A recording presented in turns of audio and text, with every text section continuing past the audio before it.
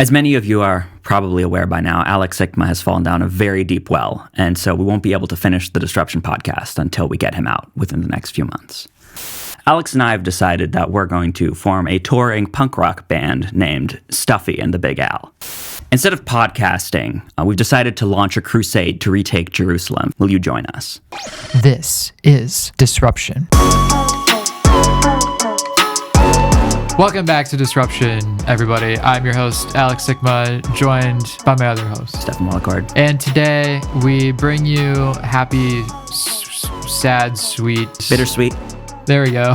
Happy memories and giggles and deep contemplations. Incredible wisdom. And reflections on the past as we talk about the present, looking forward to the future. Did you know that this episode is episode 70? I did. That's pretty exciting. I probably told you that a million times. Like 30 away from 100. We'll get there.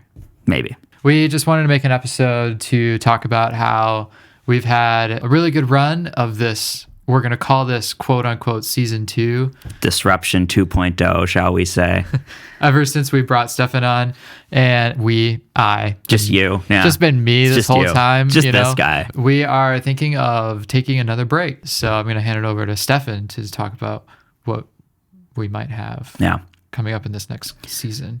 It is the 2025 Thanksgiving season right now, IRL, as we record this. And we are thankful for all of the fun stuff that we got to do, all of the interesting people we got to talk to, all of the interesting things that we got to talk about, the things we got to learn, the research we got to do, all the technical stuff that Alex did and I ignored in the background. I mean, these are things that made for it's honestly been about a year and a half at this point since I've been on.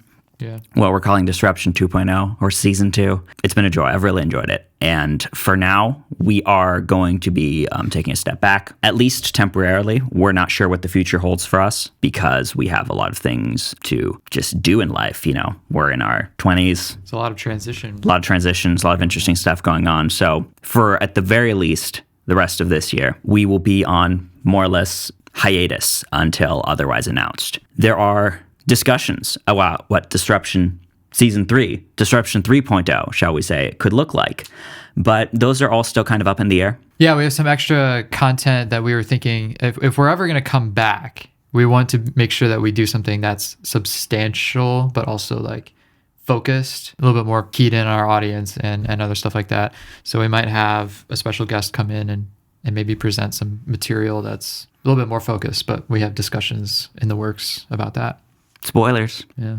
We're working on it. We want to make sure that if we come back with something, we come back with something that's better than anything we've ever made before. Mm-hmm. So we're excited to look into it, but we're also excited to go on break.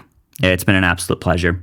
Really grateful for everybody who's listened, everybody who's talked to us, everybody who's supported us, everybody who's worked with us. Caleb, our thumbnail guy, 10 out of 10. Big shout out to Caleb. Add some applause in post, like roars, like a stadium applause. Yeah. Trent, who did YouTube Shorts for us while he was still available.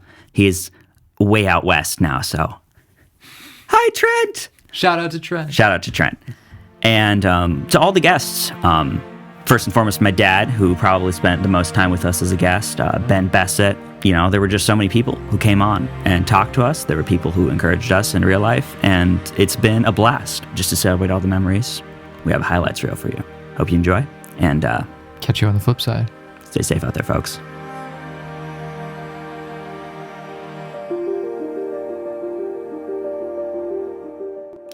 Humans are connection-drawing creatures. We crave meaning in a way that's super, super deeply seated within us.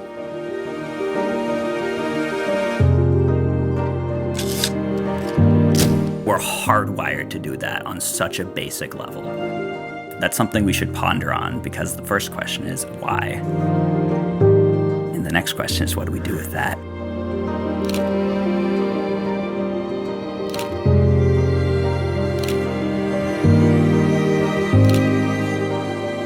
Guest, mysterious character. Mysterious character. You can call me Stefan if you want to. You are Stefan, and I kidnapped you from Bible study. That's right. And we are... The back of his van is nice. What I find really interesting is that painting, because it's just got this huge void in it. Yeah. There's this huge blank space up here that's not pointing to anything in particular. And I feel like there's an emptiness.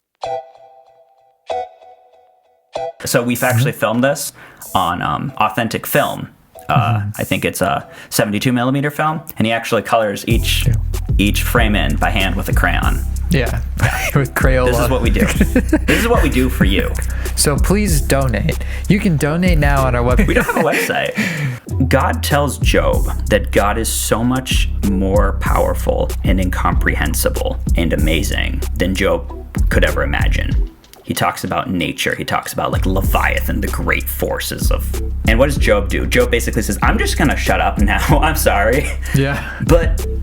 And then God ends up restoring Job, right? And what happens is the entire city repents. Yeah. You know, from the people in high positions to low, even they covered, I believe, their animals with the ashes. So they take the same path. And so we all four of us run. We go across the bridge successfully, start running up the road.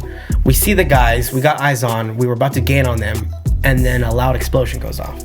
And it turns out what was there was like 80 pounds of HME, that's homemade explosive, underneath that bridge. When you understand theology proper and you take a look at the attributes of God through scripture, and then you study philosophy and you look into all these problems, they fit hand in glove. Everyone have whatever conversations you want, but then it's when you make it accessible to just the general public, it's like, oh shoot, am I allowed to do this? Should I do this?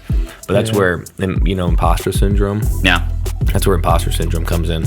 Don't become simply a victim. Live with a victim mentality. I can't help it. There's nothing we can do. No, God's grace is sufficient for us. Because what kind of things do you have in Time magazine?